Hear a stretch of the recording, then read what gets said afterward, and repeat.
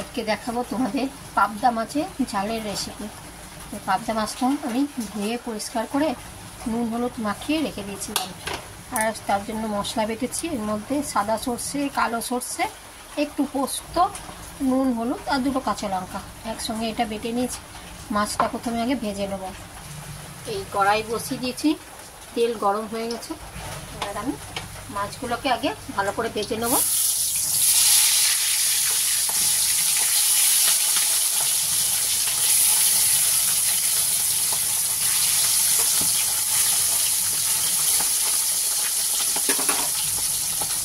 ঢাকা দিয়ে দেবো।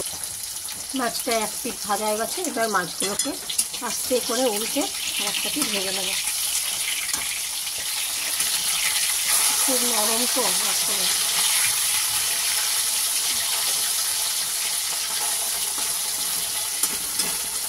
একটু লাল করে ভেজে দিই।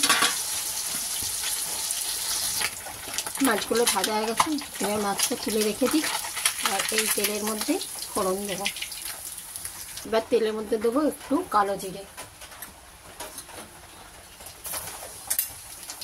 আর এই চিড়ে রাখা 3টে কাঁচা লঙ্কা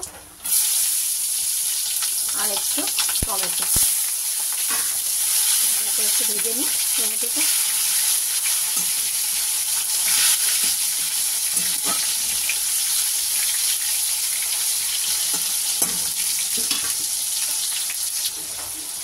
টমেটোটা গলে গেছে। এবার আমি এই বেটে রাখা মশলাটা এতে দিয়ে দেবো। আর একটু জল দিয়ে এটা দিয়ে দেবো। মশলাটা একটুখানি কষেছি, কারণ সর্ষে দেওয়া আছে তো তেতো হয়ে যাবে।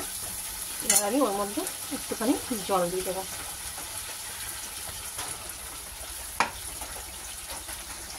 এবার পরিমাণ মতন একটু নুন দেবো, একটু হলুদ দেবো, সামান্য একটুখানি চিলি পাউডার অল্প দিলাম, একটু মিষ্টির জন্য দিলাম বাতাসা। ঝোলটা ফুটে যায়। এবার আমি মাছটা দিয়ে দেবো এতে। এইবারে মাছগুলো এক এক করে ছেড়ে দেবো।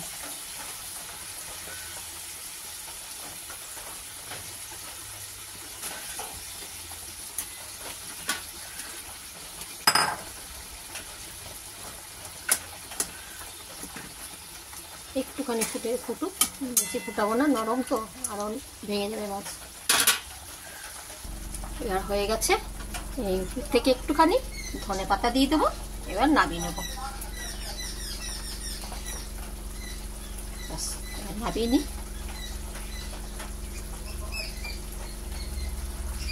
এই হয়ে গেল আমার কলাই মাছের ঝাল।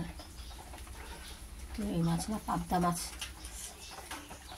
মাছটার নামটা আমি ঠিক জানি না। তো কেমন হলো তোমরা বলো।